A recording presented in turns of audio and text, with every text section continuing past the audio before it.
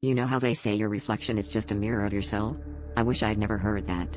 It all started last week when I stumbled upon an old, forgotten pond deep in the woods behind my grandmother's house.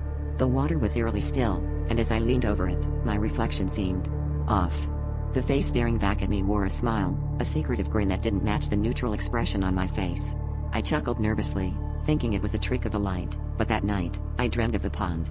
In my dream, my reflection whispered my name, promising to reveal something I was desperate to know. The next day, I was drawn back to the pond, unable to shake the feeling that my reflection held some truth about me that was buried deep within.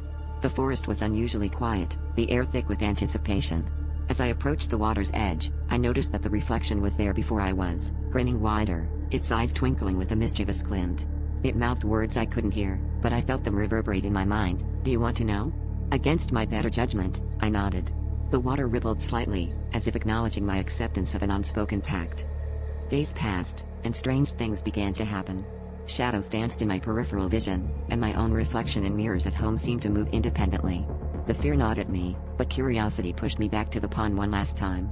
As I gazed into the water, I saw not just my reflection but a myriad of faces, each one smiling that same knowing smile.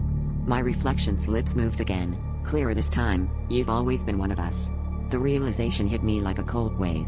This was no ordinary pond, it was a portal, a place where lost souls gathered, and I was one of them.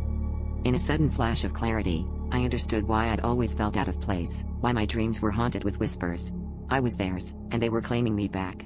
The pond's surface broke, and spectral hands reached out, pulling me into the depths. As the icy water closed over me, I glimpsed the truth that my reflection had known all along.